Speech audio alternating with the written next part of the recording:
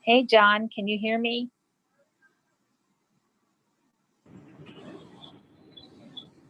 Yes. Okay, good. I'm not going to do the video part because I'm at the hospital in the ICU. So I'm just going to do the audio part. Okay. So I said I would, because I would really like to hear. Yes. Who's that? Who said, can you hear me? This is Joshua Lyle. Yeah, we can hear you. Yes.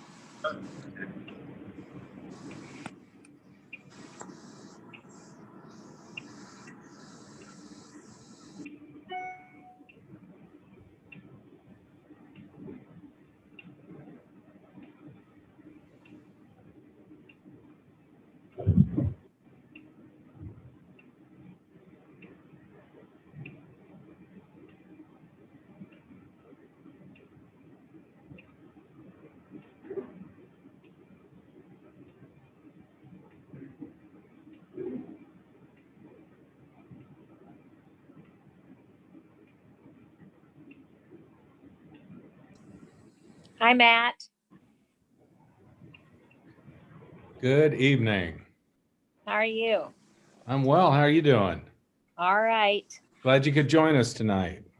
Well, thank you. I'm here I'm in the ICU. So I said, I'm just going to do the audio. So, and if I have to leave, I will just kind of bow out if that's. Yeah, you do what you need to do. Yes. Yep.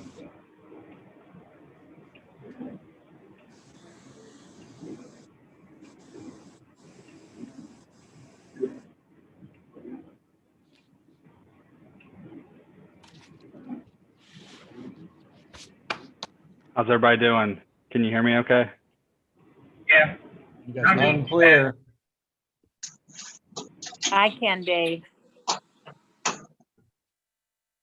You guys got me okay? Yep. Yeah, thank you. Yeah.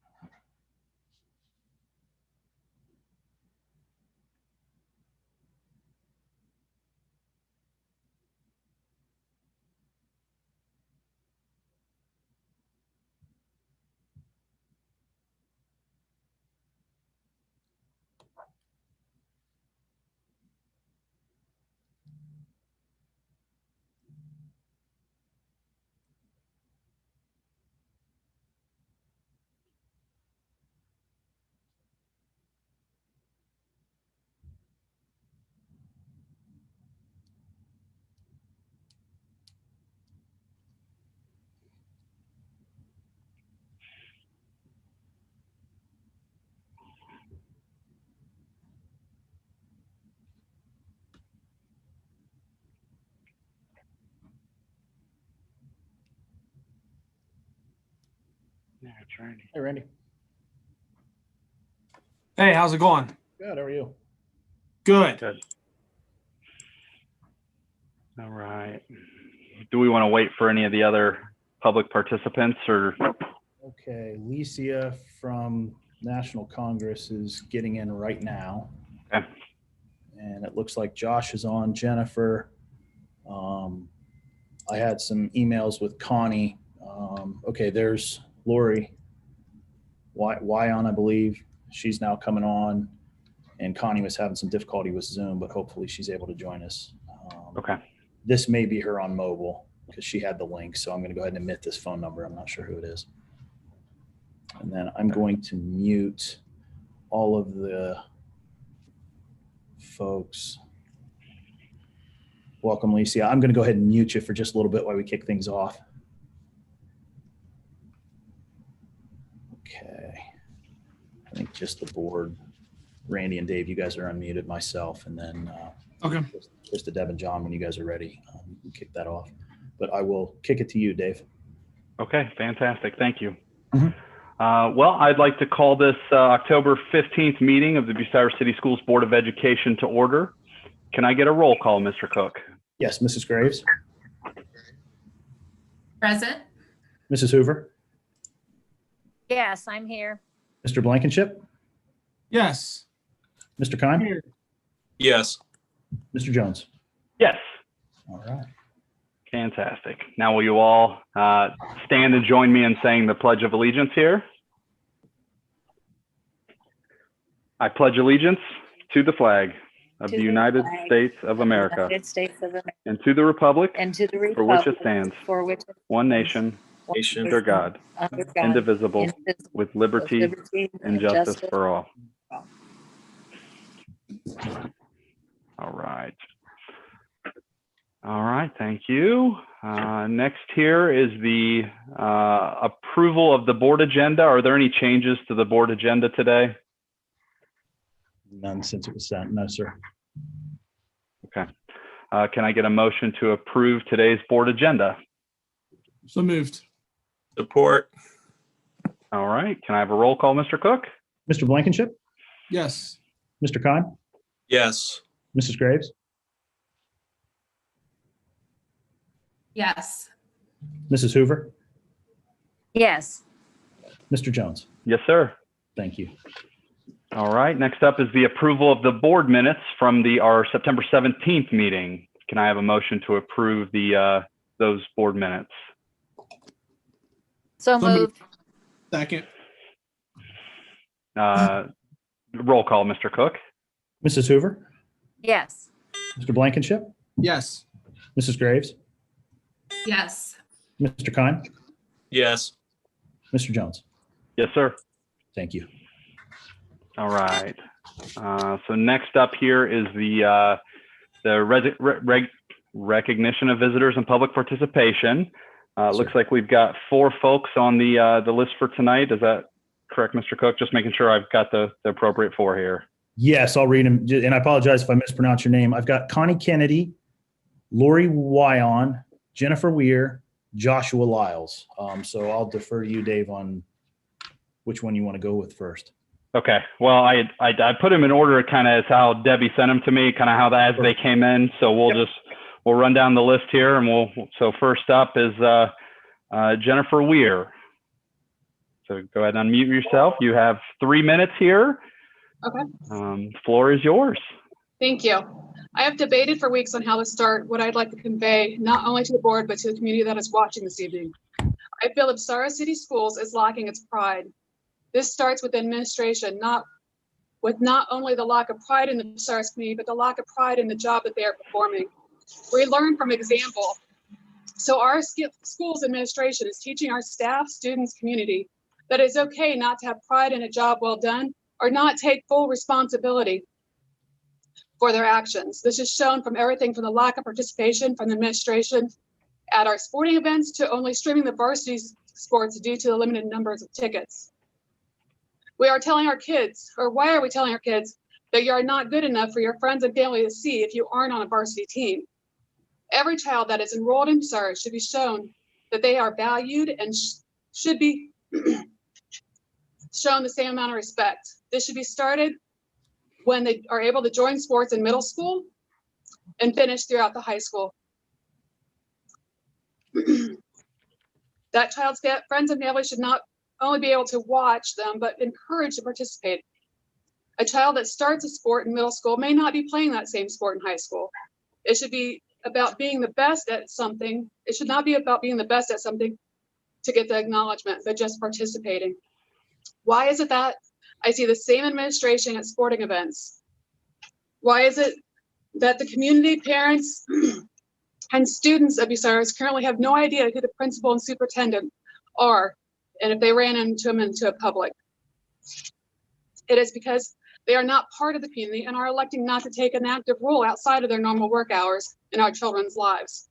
I, for one, don't agree with this, and want an administration that if my kids saw them on the street, they would actually feel comfortable enough to walk up and say hi. I don't even think during school hours that my kids feel comfortable enough to approach the superintendent or principal. This is sad, and I have never experienced this at Bucyrus. I have had many dealings with staff and administration throughout my time at the school. I graduated from Bucyrus, and I have 3 children that have already graduated from Bucyrus. I would like my youngest to be able to experience a welcome to school with an administration staff that are excited to be there and be part of their lives, not just show up and do their job and leave. On that note, I want to provide an update to the board about an ongoing experience with my CCP enrollment. So this is my 4th meeting that I'm attending, and no research has been done by the school administration to get this resolved. I am the one that reached out to the school and questioned the 30 hours of time that I was previously advised had been exceeded. This is not the case, and Sam could have been enrolled in CCP classes in the fall. So I had asked several times since if I could get a meeting to get the enrollment set up, since we were also advised the enrollment was done incorrectly by us. We were granted this, but when we went to do the enrollment, it was already set up and we could have been enrolled in fall classes. But since the school failed to tell us this, that we had one more step to complete, we weren't able to do that. Now, thanks to my research, we are now enrolled in spring classes. My question is, since this is the only one child that the school has let fall through the cracks, not once, but on multiple occasions, is someone from the school going to step up and take action for these kids? How many others have missed opportunities due to similar issues? Is this why so many kids are leaving Bucyrus for other school districts? I was able to watch the last boarding and would have attended if it had been made public that people were able to participate via Zoom. I agree with Randy that the communication is very lacking at Bucyrus. I think this starts at a board level. Why is it that you have to search and search to be able to find out when and where the board meeting is? Why isn't posted on the school calendar, announcement, or proper notification presented? So I challenge the board to start by setting an example and making their meetings known, not hidden on the school website, providing the opportunity each and every month or meeting for people to attend via Zoom if they're not able to attend in person. This is the world we live in, and now people have busy lives and tend to multitask. I also challenge them to present. I would like to challenge the administration to make the website user-friendly and to be present at least one sporting event for each season. Not the ones that they feel they have to be present at because some Ohio athletics person might be present. The school should be about supporting our students in every aspect and every grade of their school years. Now, one last thing, I want to bring up the mission values of Bucyrus. It says community awareness. BSC will increase public awareness in its quality academic and co-curricular programs, various avenues of communication, website, Power School, school messenger, newspaper, etc., will be used to provide timely and cost-effective information to stakeholders. We want stakeholders to always be informed about great happenings at BSC or BCS. Why isn't this being done? We're not even following our own values at this time. So at this point, I just want somebody to stand up and do something and take action. That's all I have. Thank you very much for your time. Thank you, Jennifer. see. And I'm sorry. Let's see. Next up is, and I apologize if I mispronounce names here. Lori Wyon. I'm Lori Wyan. I have one kid at each of the schools, and in fact, my husband's family are also alumni of the Bucyrus City Schools. My main concern is since the turnover of the new administration, there has been a distinct lack of communication from the schools. I checked through the Facebook postings, and between 24th of June in 2018 and March 17th of this year, there were absolutely no posts from the school on the Facebook page. No reminders about days off, no reminders about any events coming up, no additional information about unexpected days off. And this, while there's been more postings since then, updates have been sporadic, and almost none of them have been informational.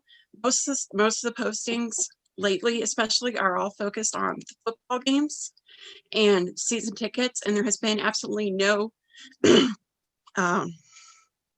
been no response to any parent commentary on the Facebook page. There was an incident just before the beginning of the school year where we were called about picking up informational packets for the high school and middle school students. Many people missed the message because the person who left the message was rushed, they mumbled, and they didn't repeat any of the information. And the information was not posted anywhere else. It was not posted on the Facebook page, was not posted on the website. And requests from the parents on the Facebook page to post the information went completely unheeded.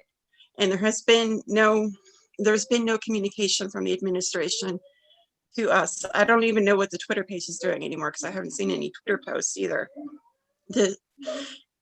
During the normal circumstances of a school year, this would be kind of annoying. But now, during these unique circumstances of this new pandemic, it's vital that we have this kind of information. Now, and especially now when we are undergoing an uptick in COVID cases here in the county, we're told that we're technically at a level 2, which should have triggered the hybrid school plan as we were told, but we keep being told that that's being put off. But it's not being explained to us why. What is the reasoning behind putting off implementing the hybrid plan? That's something we need to know so that we can make our own decisions about what is safe for our children. And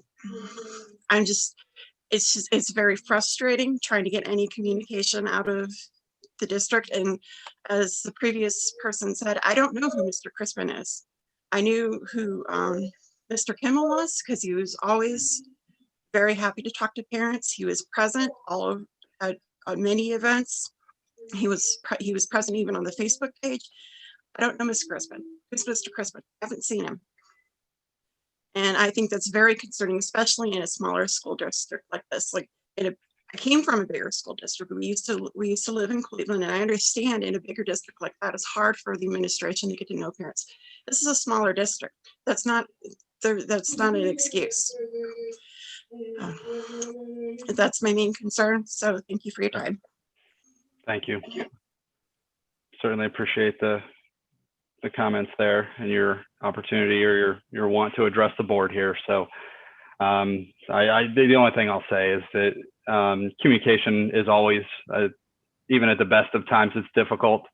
And it's more difficult now. I would say if you do have issues, don't look for Facebook or Twitter at the moment. Call the schools, call your principals, call the board office here at the central office, call the treasurer.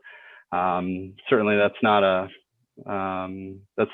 fix for all things, but call the buildings. That's going to be the best way right now to get a hold of folks. So, and I'd say, Mr. Crispin, you're willing to elaborate on some of that if you want during some of your time, but I would say if you have urgent needs, pick up the phone, call the district right now. That's going to be the best way to get a hold of somebody or get your questions answered. Let's see here. Next up is, do we have do we have Connie Kennedy on the call?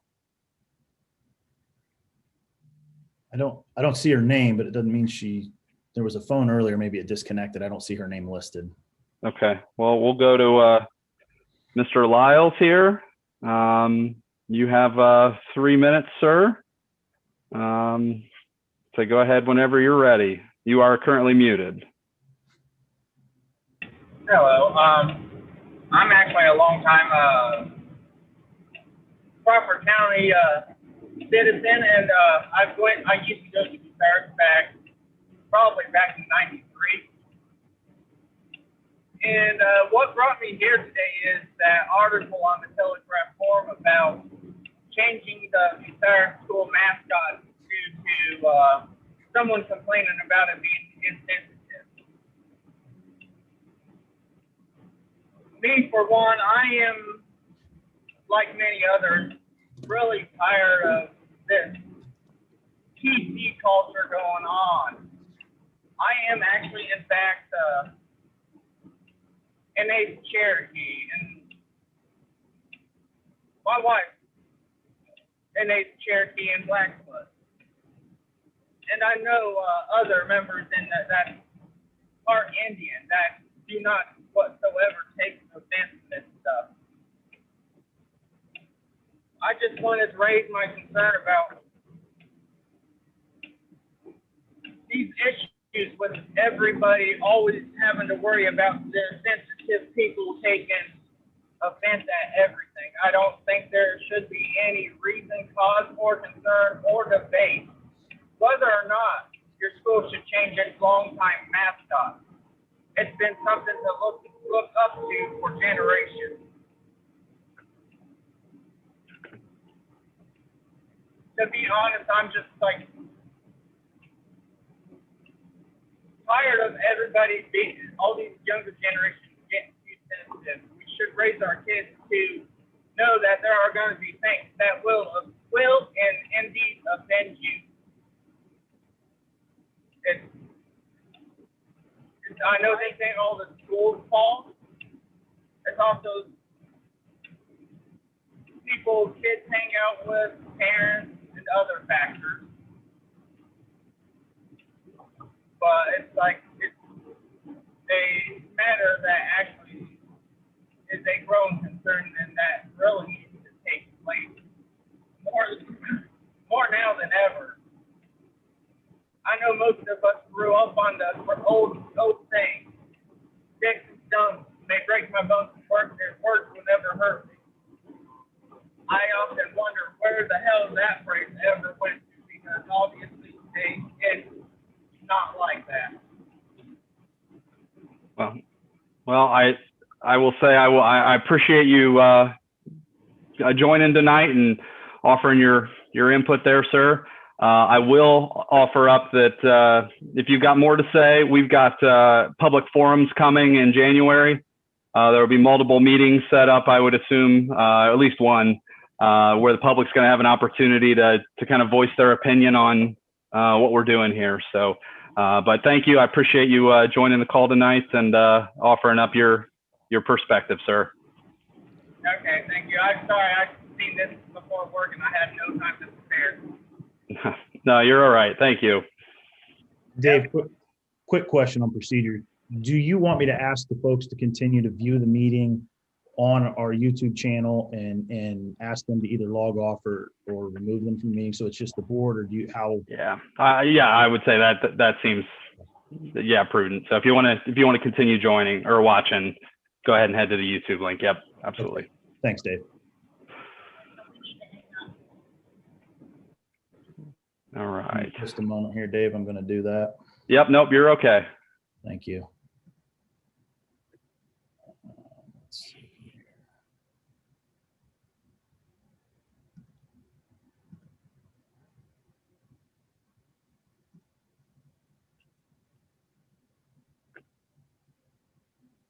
All right. I think that's it. It looks like Mr. Lyles might be frozen up. Yep. Okay. Well, we'll roll with that. Yeah, I'll say we'll go with it. So next up is we've got a looks like let's see, where am I at? A special presentation.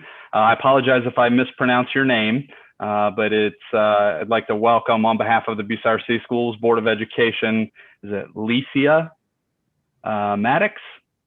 And That's truthfully, all right, well, the floor is yours, so welcome. Thank you. Thank you very much. That's the very first time someone got my name right on the first go round. I blame my parents for that one. So, Kamadum Banti, my name is Licia Maddox. I'm a citizen of the Kutzam Indian Nation and Vice President of External Affairs at the National Congress of American Indians, or NCAI for short.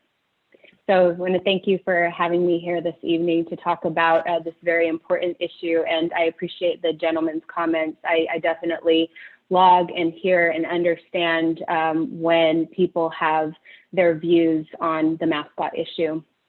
So for those of you who may not know, NCAI's membership consists of hundreds of tribal governments from across the country, and we have collectively agreed upon and passed several consensus-based resolutions on the mascot issue.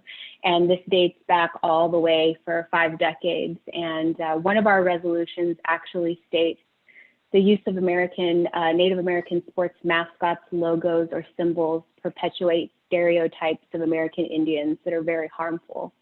The warrior savage myth reinforces the racist views that Indians are uncivilized, uneducated, and it's been used to justify the policies of forced assimilation and the destruction of Indian culture.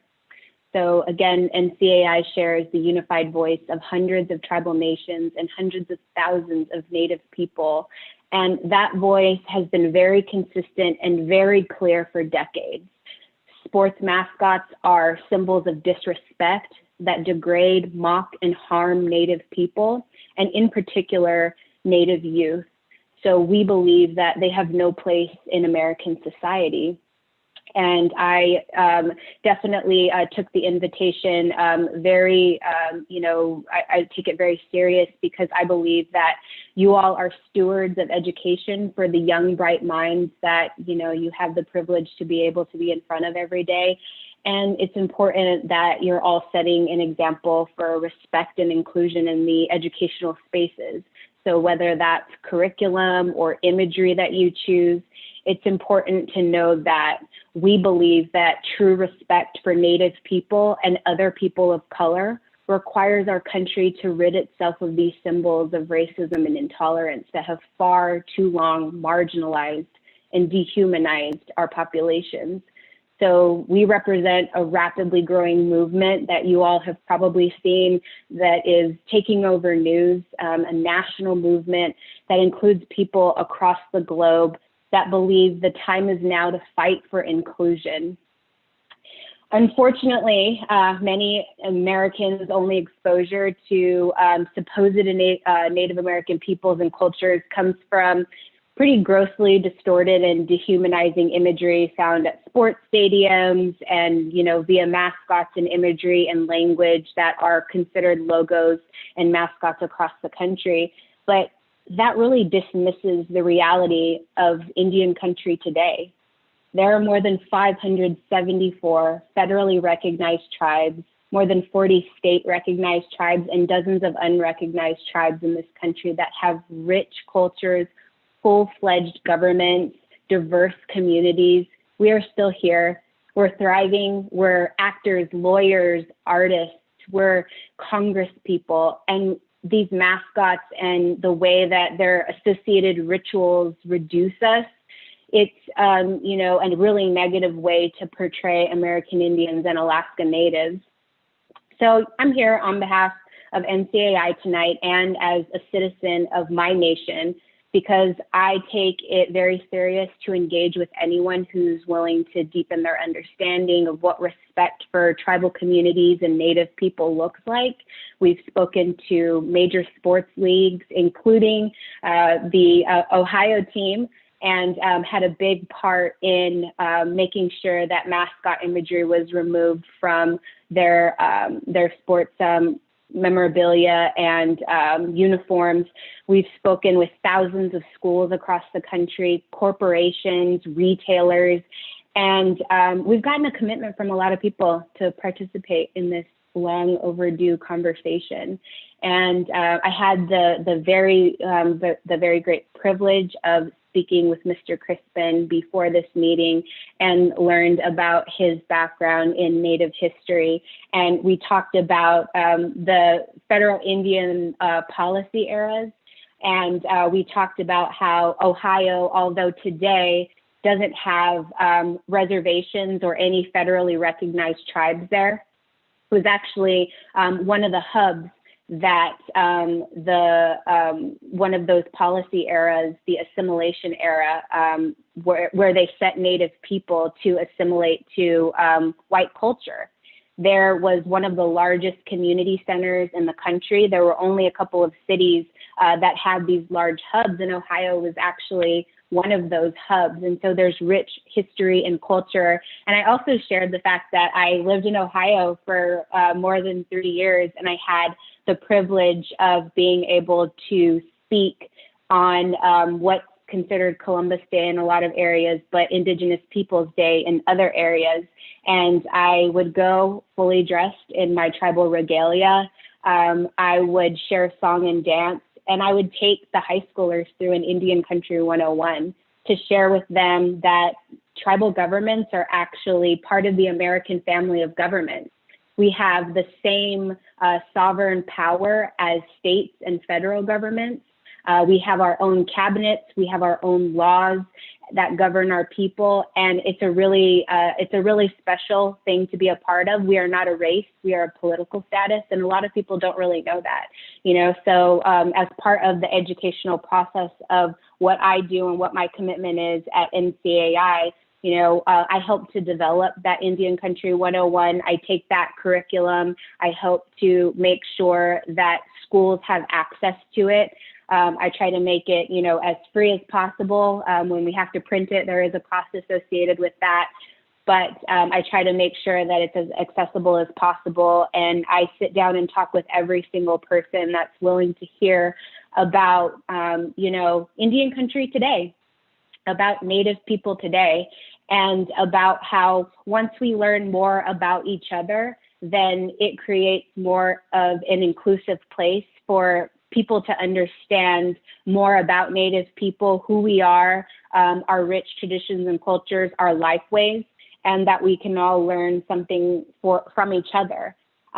So I thank you again for allowing me to have some space tonight to chat with you all about this. And I'm happy to take any questions. I'm not really sure what the format is this evening for this presentation. But those are just some high-level points that I like to make sure that are out in the forefront. I realize that this is a really difficult discussion to have. I lived in a neighborhood where everyone was flying flags with, you know, an Indian face that was red, that was a cartoon character.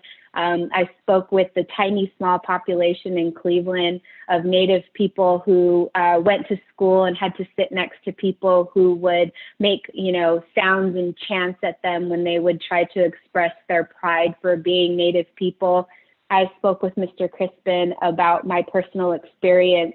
I grew up on the Fort Yuma Indian Reservation, but I did not go to school on the reservation. And when I stepped off my reservation, I really realized how much there was to learn about, not only, you know, from my side about what people didn't know about Native people, but, you know, educating people to help them understand me a little bit more so that I could feel included and part of the story, part of the curriculum, and, you know, part of that society. So thank you so much again. And again, happy to answer any questions that you may have. Yeah, I have one. And I'd just like to say thank you for taking time out of your day to come talk to us. What are some ways as a town and as a school district that we can show respect and show honor to Native American culture? Yeah, that's a really great question. And it's very smart. You know, it's very inclusive to be able to do that. And I think that as educators, it starts with the curriculum. You know, it really starts with trying to make sure that not only are you sharing the history of the lands, the traditional homelands that you all are able to occupy right now, but talking about Native people in the modern sense, you know, talking about what's, you know, about the 574 federally recognized tribes that are still here, and, you know, some uniquenesses about the relationship that Native people have to the federal government. You know, those are all really easy things to incorporate into social studies and history and, you know, all of those types of areas like that. And then taking it a step further and inviting Native people into your space, you know, just like today. And I can't speak on behalf of all Native people. You know, as you heard, there's a gentleman who has Cherokee and Blackfeet blood in his family. And, you know, his views differ. But, you know, the consensus comes from community. A lot of Native people get their ways and their morals and their values from community. And we know that the Cherokee Nation is not in Ohio. The Blackfeet Nation is not in Ohio. But if they were among their people, I'm sure that they would learn a little bit more about how Native people feel about stereotypes and about the way that we're perceived these days. And, you know, that might help to create a little bit more understanding. But the short answer for your question is just making sure that to take any opportunity that you can to incorporate the modern sense of Native people into curriculum so that your students don't believe that we are figments of history, that we're dinosaurs that no longer exist, that we are still here. Thank you. Any other questions? I have one. I'm Randy, by the way. Nice to meet you. Thank you for the presentation.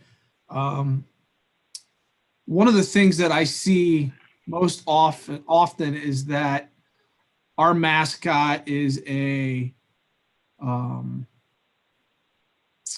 we are trying to honor the Native Americans, the Indians, with our mascot. What would you say to those individuals that say that our mascot is a positive light for Native Americans?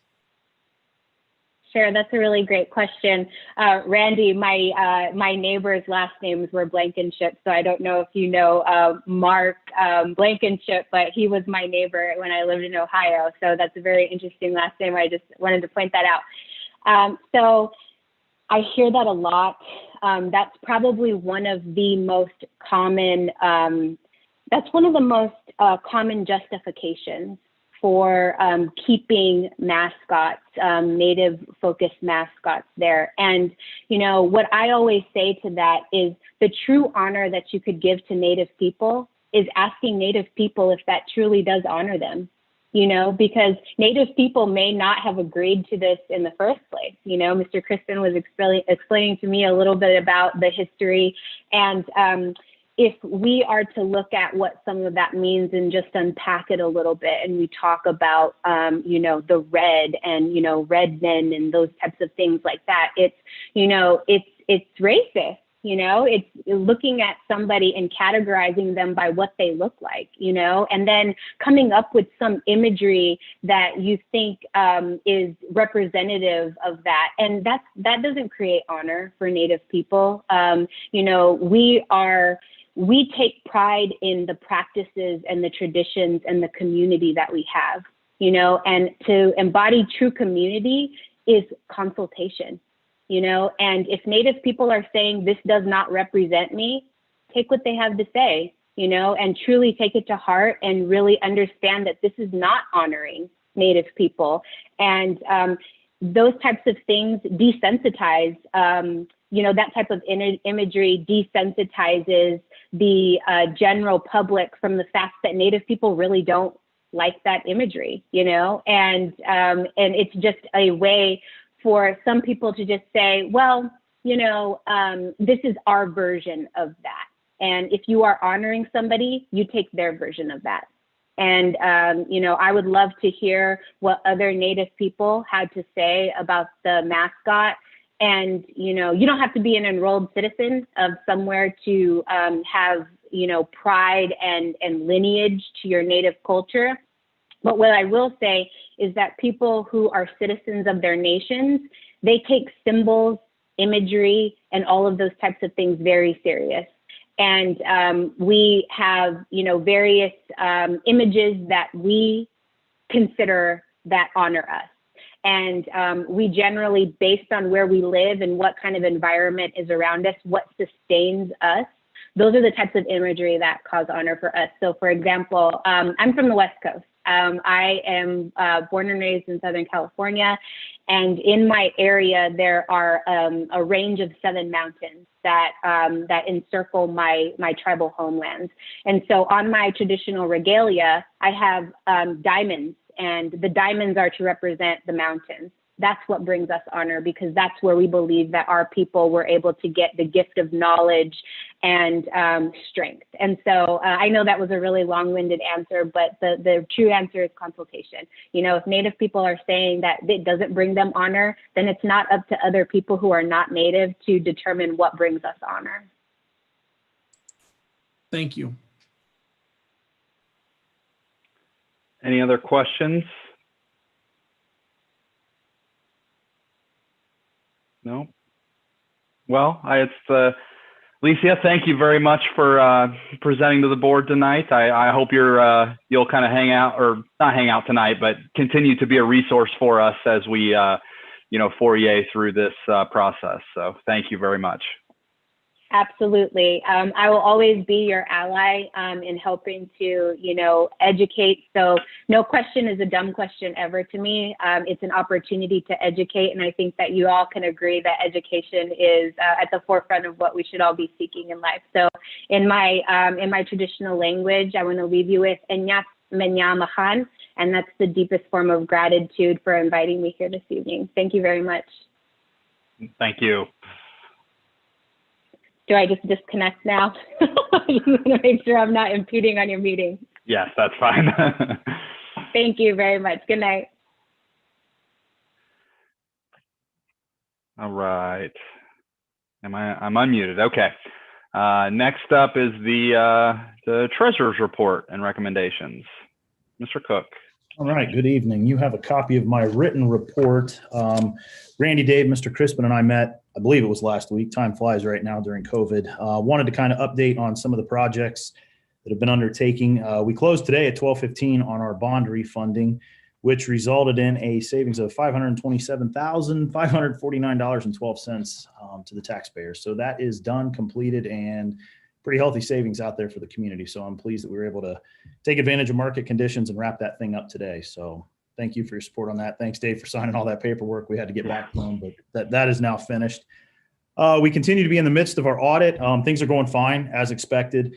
Don't have a time frame for wrapping up. I know in their initial engagement letter, they thought maybe January, but COVID's made this the most convoluted audit I've ever seen. Everything's done remote, a lot of scanning, et cetera. Ionizers that we approved. Carrier has completed the install at the elementary school, so that's extremely positive news, especially kind of with this uptick and all the concern there. So that's installed and running.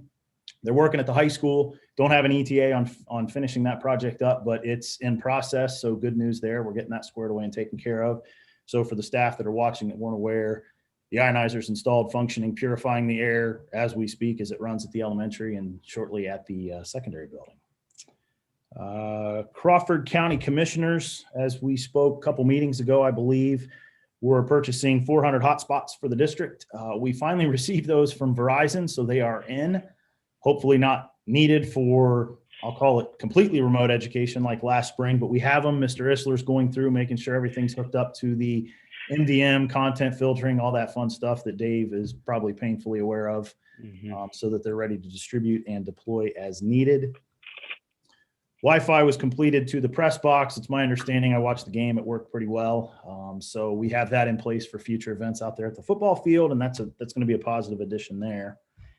And last but not least, technologically related bandwidth upgrade. That's been completed.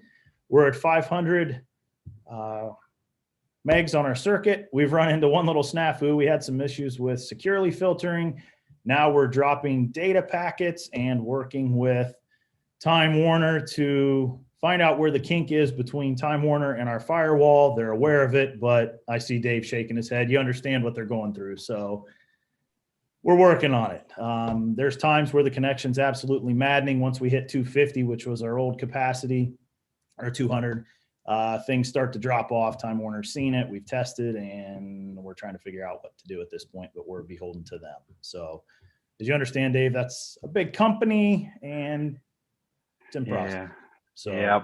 Okay. No, I was going to say, if it's not one thing, it's another. So I'm glad the bandwidth upgrade's complete. It's done. We're waiting on them to kind of help resolve some issues there. Last but not least, in your financial packet, I included a quarterly update. Just gives you a snapshot where we are this fiscal year, quarter to date, and then compared fiscal year to date last year as well. Fiscal year to date revenue down 2.55%. Expenses are also down, which is positive, minus 1.07. So there's still a difference there, but loss of kids, state funding cut, et cetera. Next month, I'll have a 5-year forecast for you. The state's allowed us now to extend that into November, tweaking it. Had a conference call with OBM this week. Got some, I'll say positive news at this point, but I'm going to put a big asterisk by it like I've done everything else with COVID. If we stay the course, things look good in Columbus, but we just don't know. So I'll have that for the board next month, and barring anything else, that concludes my report. Fantastic. Thank you, Ryan, for the treasurer's report. Can I get a motion to approve the treasurer's report? I just got a quick question for Ryan. Yep. Yes, sir. Do you have a status update on security cameras? Are those all finished halfway? I apologize. Those have been long since upgraded and done fixed. So as far as I know at this point, every camera that we had has been upgraded. If it was broken, fixed, replaced. No other issues at this point. Cool. Thank you. Yes, sir. Good. Thanks, John. Any other questions for Mr. Cook? No. Okay. Now can we get a motion to approve the treasurer's report and recommendations? So moved. Second. Any further discussion? Can I have a roll call, Mr. Cook? Mr. Kine? Yes. Mr. Blankenship? Yes. Mrs. Hoover? Yes. And Ryan, I'm about ready to lose my battery, so I may have to bow out. Understand. Thank you. Okay. Mrs. Graves? Yes. Mr. Jones? Yes. All right. So next up is Mr. Crispin with the superintendent's report. Good evening. Thank you, Mr. President. Good evening, everyone. Just a brief overview of what things have been looking like in the buildings. Need to thank families, number one, for all their health monitoring of their kids before they come to school. And I've heard from both main offices. There's great communication between that we're getting from parents in talking about the health and safety of kids when they're coming into school, and actually sometimes over communication, which is fine dealing with this issue. But many thanks to our parents for working with us through that. Equally, students have, I know especially at the younger grades, we were worried about, will little kids keep masks on? And when you get them to fit, they're pretty good, actually. And so really haven't had too many issues. Most of our kids get it, regardless of grade level, that mask up is the thing that's going to keep us and keep each other healthy and safe. So I appreciate that from our students. And finally, can't say enough about our staff. And we continue to, they're balancing a lot, because on top of all the safety and health issues and the precautions and the social distancing and wiping down desks and that type, we're educating, and we're doing a lot of new things with a lot of new materials and resources, and we're making differences already. And so I appreciate they're going home every night tired and thankful for every weekend when it gets here. And so many thanks to their hard work. Because of that, right now everybody's been healthy, and we've been able to postpone going into a hybrid or remote learning model. We'll wind up 3 additional weeks that we might not otherwise had we moved into the hybrid, and it's been good. Every day we can spend with our kids, the better. I've answered a few questions regarding the communication of confirmed cases versus quarantine, and I've had folks say, "Hey, you're not telling us, when kids are sick and that kind of stuff." So just to be clear, when there is a confirmed case of COVID-19, be it an employee or student, you're all going to know. By law, we have to contact everyone, and we will do that with the help and in conjunction with Crawford County Public Health.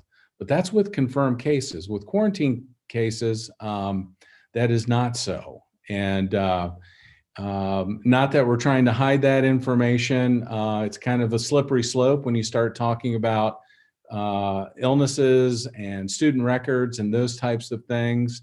I can tell you the number's been very small.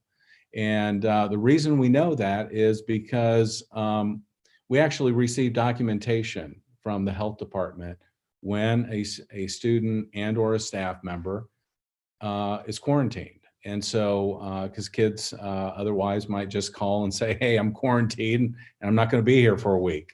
That doesn't work. So, because anybody that gets quarantined actually receives notification. We require that as well in our offices. So, while we have that information, right now we're not communicating that, but the number has been very small for both buildings. If you have any other questions about that, let me know. But I figured I've had 3 or 4 of those questions. I thought I would address it this evening. It's October, and October in a school is usually you walk around and you see watery eyes, runny noses, stuffy noses, hear coughs, rusty voices from sore throats. That's a traditional October. That hasn't changed. What's changed is the coronavirus is out there with a lot of those same symptoms. And so I know folks are concerned that, we have a lot of kids, it's out there, kids are dropping like flies, students are dropping like flies at the elementary or at the high school, and really no more than usual. So we'll look at quarterly attendance, but right now it's cold and flu season. And given that, coupled with the data I just shared with you about receiving notifications about quarantines, it's just kids are sick. They're getting sick. It's cold and flu season. So again, if we have policy that states, when we hit a certain percent of student illnesses and absences, that we're required to take time off. We're not close to that at all. So anyways, just wanted to address that thing that's out there in the community, that kids are getting sick. They are, but it's cold and flu season.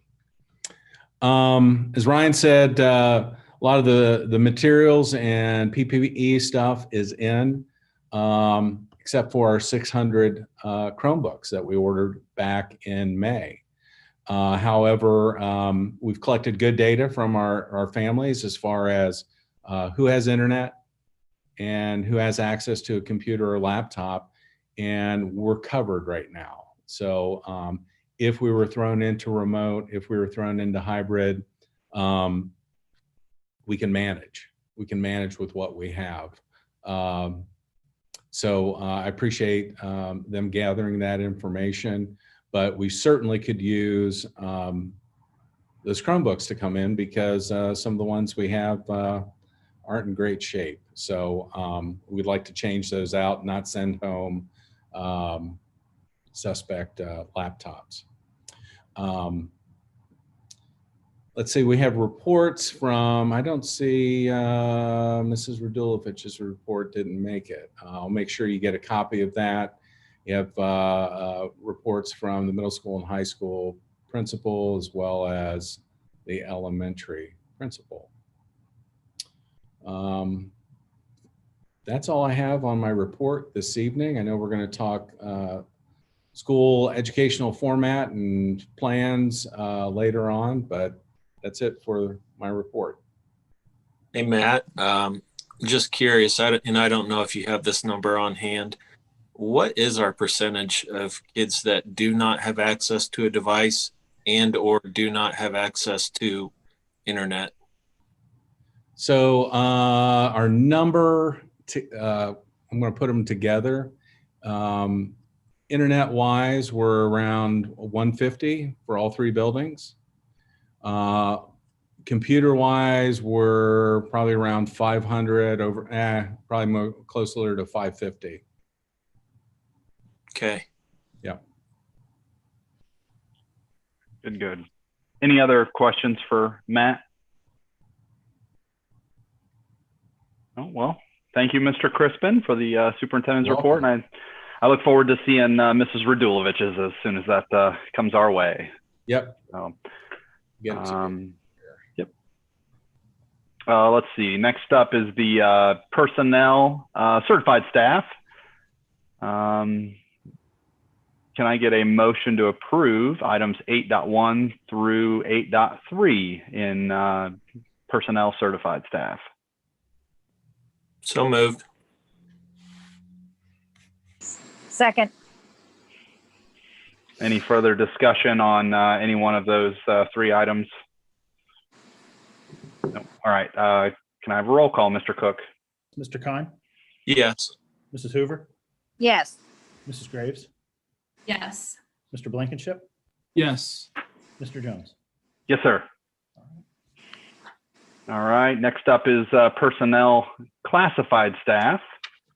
Can I have a motion to approve items 9.1 through 9.3? So Second. Any further discussion on any one of those three items? No. Okay. Can I have a roll call there, Mr. Cook? Mr. Kine, yes. Mr. Blankenship, Yes. Mrs. Graves, Yes. Mrs. Hoover, Yes. Mr. Jones. Yes.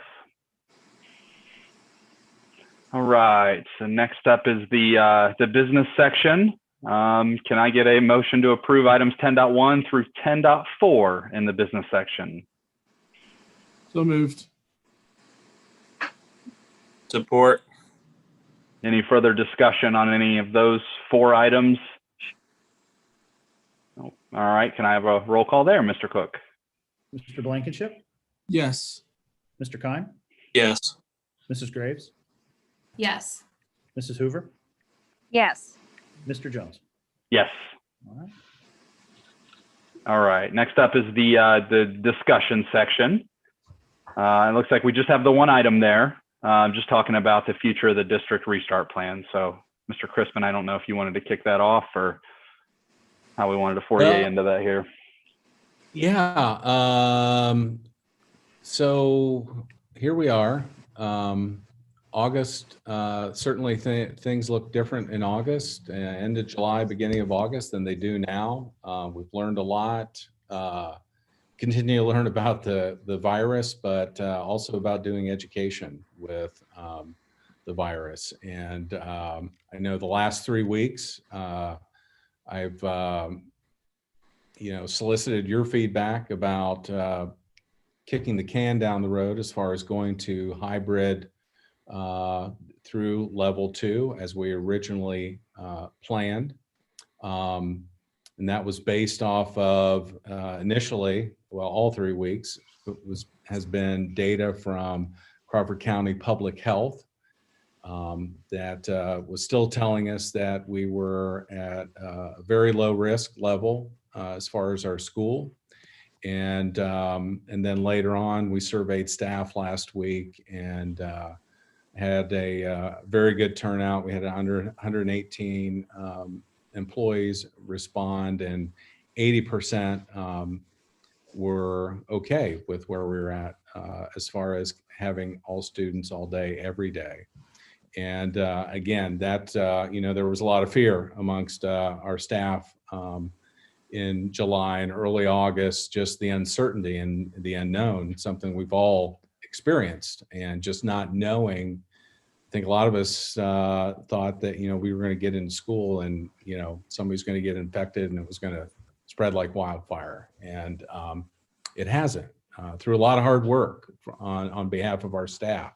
So, anyways, we've again, as I said, kicked that can down the road, and it's something that we've not wanted to do, or at least we didn't plan to do when we set out with this plan. We talked as a board with the unions that we really didn't want to do this week to week thing, and but as we've had kids back and we're starting to make progress and the kids are starting to get into routine, we're starting to feel the other way. Like, gosh, I hope we don't turn red and things get worse and we have to make another decision. And I see we stayed orange today.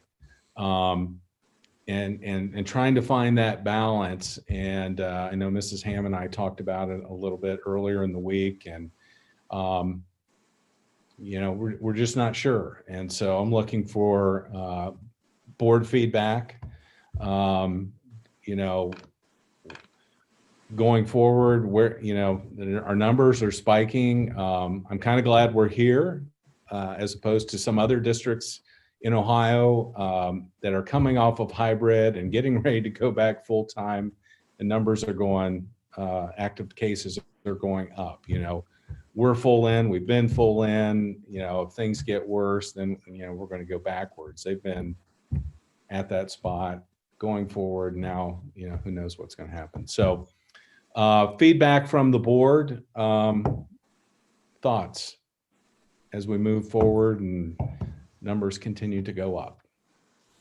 So I would just say that we as a district, we all need to agree to follow the plan, whatever that plan may be. I know that we are not following the plan currently. And we've agreed to do that just because of the things you mentioned, but we can't agree to a plan and then when things get bad, decide that we're not going to follow the plan. I mean, things are getting pretty bad. People are getting nervous. I know we haven't had any cases, but I worry that we start to lose our credibility as a district and as a board as we kick the can down the road as things get bad if we don't follow the plan. So if we're not going to follow the original plan, then we need to scrap it, because it doesn't sit well with me that we are not following a plan that we approved. If that makes sense.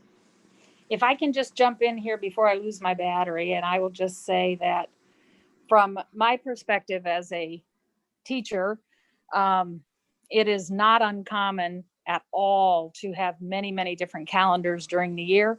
Every time we had calamity days, those kind of things, the calendar would change. It is the nature of schools to have a plan that is flexible and is all ever changing based on what's going on. And of course, I use the example of calamity days because we've never had COVID before. COVID is a much bigger thing than any calamity days we've ever had. So for me, this is standard operating procedure for a school district. Yes, it is frustrating. Yes, I understand it's difficult for parents, but I don't know any school district that adopts a plan in August and expect it to never alter it or never change anything. I can cite times when we've had 5, 6 calendars in a school year, and they would say updated calendar, updated calendar, updated calendar, and it would go out in the emails. So this is just standard procedure. I don't know how we can make any kind of a plan that would never change with this COVID thing that changes every single day. And that would be much scarier to me as a board member, to have something that we are locked in on based on today. So it's an ever-changing situation. I would hope that we could always be open to changing it as the COVID fluctuates. So that's just my perspective as an educator. And I don't know any district that would lock into a plan and stay there no matter what. Well, yeah, and I'll just share briefly. I did read that Dublin's board met last night. They just keeping it very high level. They allotted for some flexibility within the next phase of their plan. So whatever we decide, I mean, the color, like the map color, I don't know if it's working as well as we would have hoped. Maybe Matt, we can consult with Crawford County Public Health and maybe do more of a numbers-based plan. I just want us to make sure that we're agile, even if we do something more on a like maybe a 2-month basis. Because if we've learned one thing, our landscape that we're working with is guaranteed to change. So Absolutely. I definitely think it warrants more conversation. And I think just so much of this is so out of our control. I mean, we just can't control everything. COVID has certainly shown all of us that. And I just can't think of any way. I would not be comfortable making any decision that is not flexible under these conditions. I would feel very irresponsible. Randy, I was going to empathize with the point you brought up. I mean, that the week to week, it's not something we had intended, but yeah, from a parent standpoint, from an employee standpoint, it get pretty confusing and pretty hectic. And I think we need to lock into something more solid, but we definitely need to modify what we originally started with. And I'm not saying we can't be flexible. That's not what I'm saying. And I'm not an educator, but I think comparing a once in a lifetime pandemic to an academic calendar is a bad comparison. But here's what's happening with parents on the outside is that they see the color coded map come out on Thursday, and then they go and make a Facebook post and says, oh, we're staying in school because we stayed orange. When there are so many variables behind the scenes that we've been talking about on a week to week basis. But yeah, we have parents that are sharing that we are going to stay in school before any decision's been made and before we have sent any communication out to them. So we need to eliminate those mixed signals. And that's why I'm saying, let's try to come up with a plan that we all agree on. If it's not the color coded system, it's not that, but we need to have some structure for our parents, our students, our staff, that when this happens, we do this. And then it's not this wishy-washy stuff where we're waiting on a week-to-week basis. Well, and I would also ask parents to please be patient and not put things on social media unless you hear it from an official source, because we can't keep up with that either. We have to have the flexibility to make decisions based on what is going on with our health department and through the governor's recommendations and the health department's recommendations. And it's just very difficult to lock in. Matt, you can speak to that better than I can, but I'm just very leery of trying to lock into something because we're afraid social media is going to, take off. And I think as a district, parents also and staff and all of us just need to be patient and let people make the decisions as the things come up, because that's basically all we can do. Hey, Matt, what are your reflections on, and other principals and teacher reflections on the first couple weeks? What have you heard, seen? I don't know if you've talked to any other colleagues. I'd just like to know what your input would be on successes and failures of the plan in the first couple weeks. I hope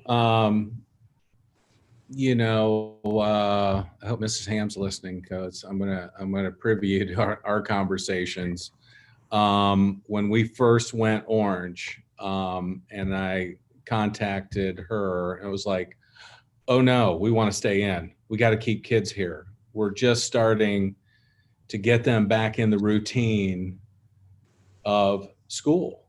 We didn't know what that was going to look like. We've never had kids off for 5 months. It was such a, we didn't think everybody was going to come back, ready to do school, but it took some time. You think that was what, 4 weeks into the quarter, and we were just now getting to a spot, getting reacquainted with our kids, new kids at the elementary and new grade levels. And, it took some time. And so, feedback from the teachers was, we've got to stay in. And I think you saw that in the results that I sent you last week.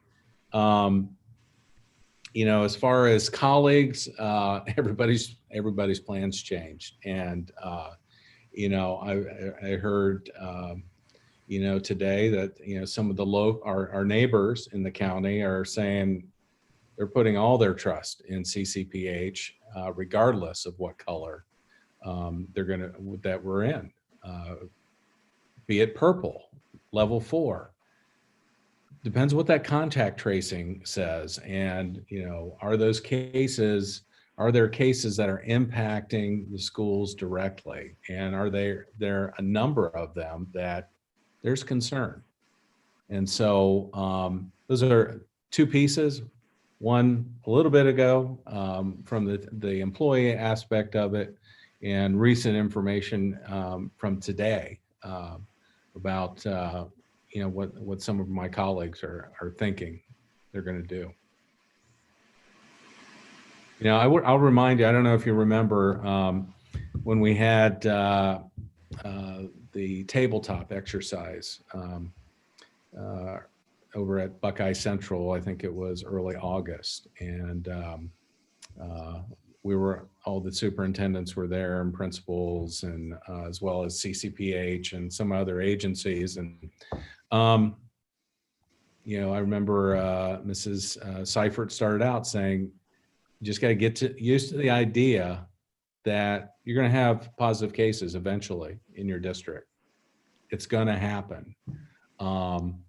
And I wanted to remind you that, and anybody else that's listening, is that, I know we're trying to find the right plan just to deal with, we haven't dealt with, what are we going to do when we have a case? And are we ready for that? And are we ready to get over that shock and say we can still do school, and those types of things? So, I just wanted to bring that forward, because it hasn't happened to us yet, but and we've been very fortunate, very blessed, and we're happy for that, because we've been able to spend 3 additional weeks with our kids, all of our kids, and that's been great and priceless. But it's going to happen eventually. Well, and say I'll chime in just real quick. So I think Randy and John both had some pretty good points there. Flexibility is certainly going to have to be a large portion of what this plan looks like as it continues to evolve, because there's still so many unknowns as we step through this. So nailing down anything's going to be tough, but hopefully we can nail it down enough that gives our parents some layer of stability, at least in some parts of it.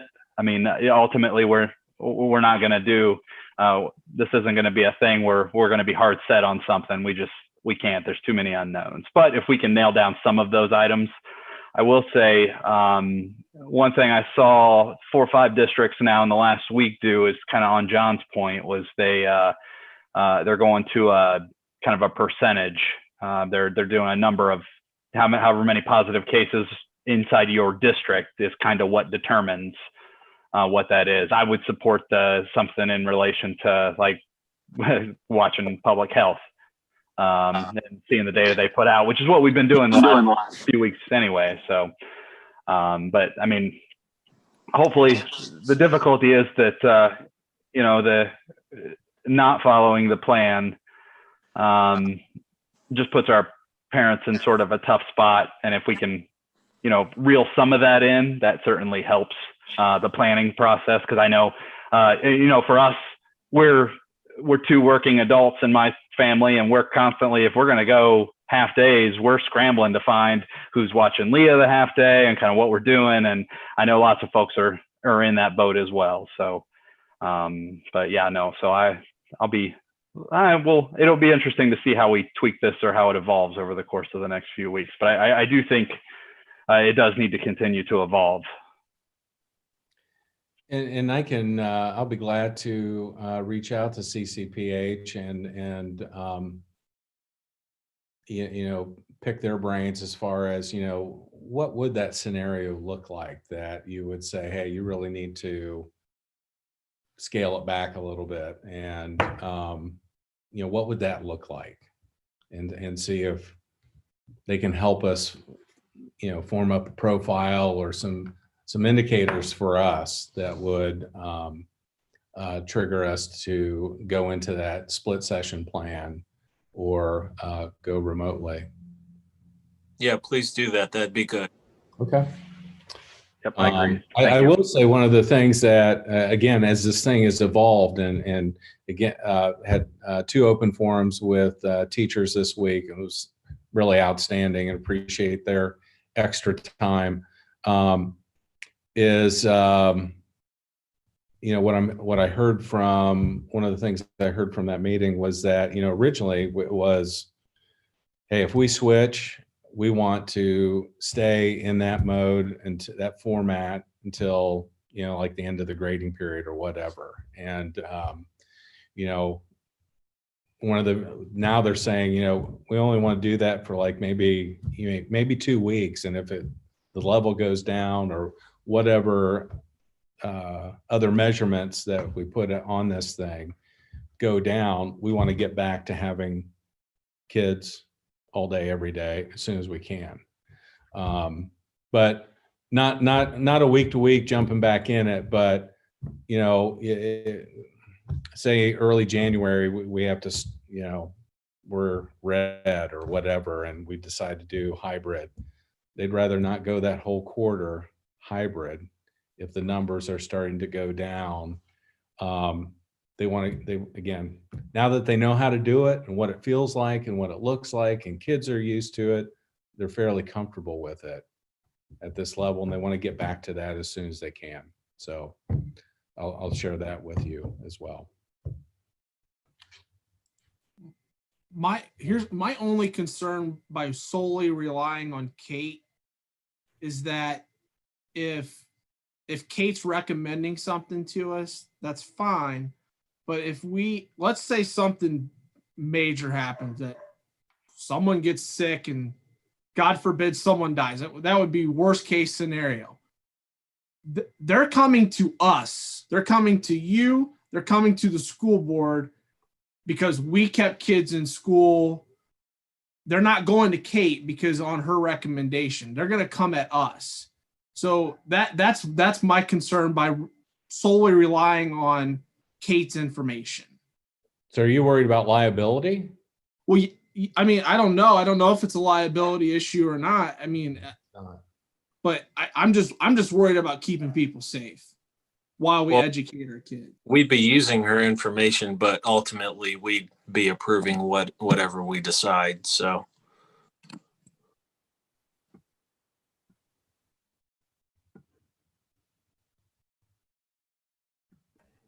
So how soon can we come up with this amendment, I guess, if we want to call it that, to what we had originally agreed on. Or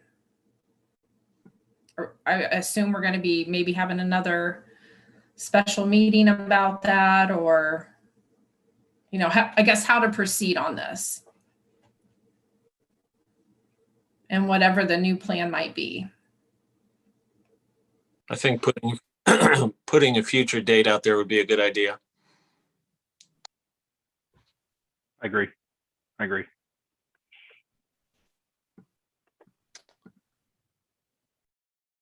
I guess some of it just depends on, Matt, your ability to pull data from certainly Kate in the midst of what's going on, and you know, whatever other resources you have to kind of look at what an amended plan would look like. And Okay. I'll put it in an email and send it tonight. Sorry. Progressive Lenses trying to look at the clock. Yeah, I'll reach out and pose those questions. thank you. Mm-hmm. Any more discussion on that topic? No? Okay. We did have, I did have one more item to throw on discussion here. And then I'll kick it to Krista. And this is just I'll just kick it to Krista at this point. Thank you, Dave.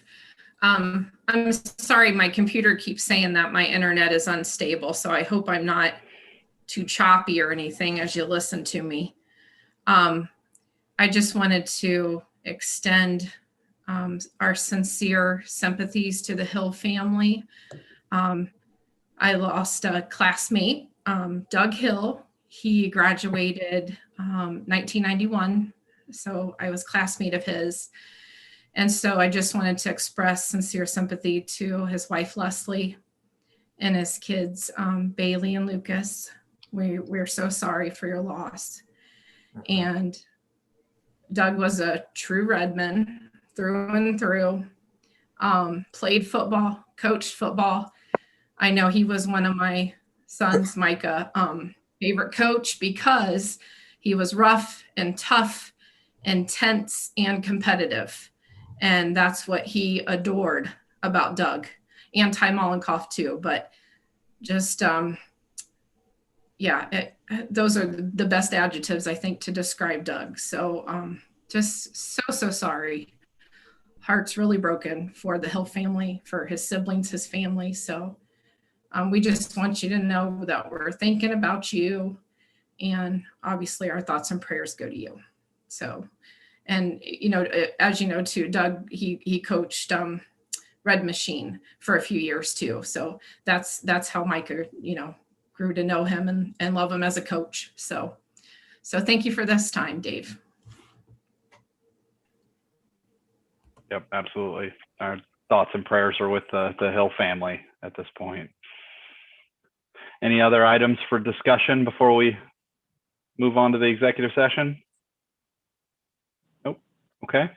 Can I get a motion for board approval to move into executive session for the purpose of the appointment, employment, dismissal, discipline, promotion, demotion, or compensation of public employees or regulated individuals, or the investigation of charges or complaints against a public employee or regulated individuals, unless such person requests a public hearing?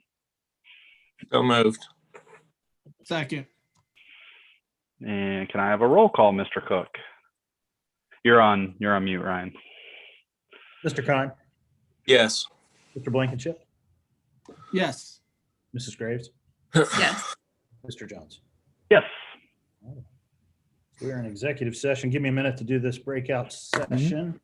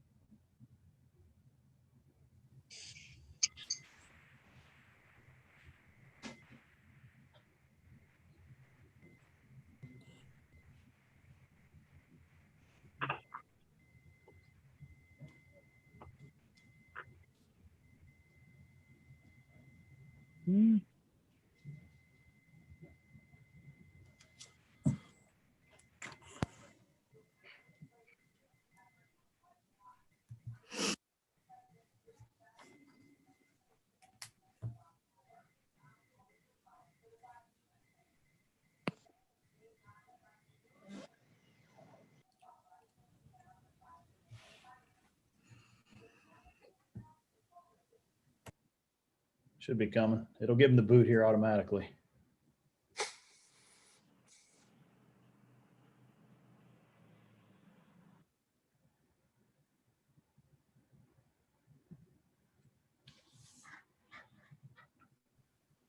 There he is.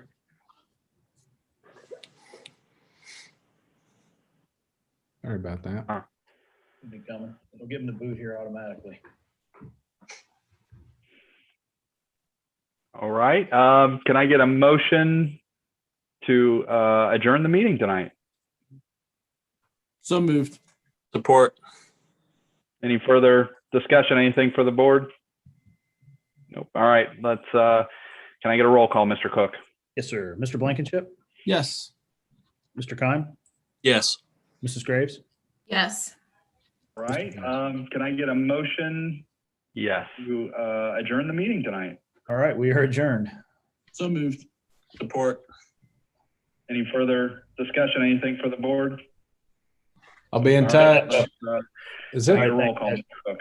Yes, sir. Mr. Blankenship, Yes.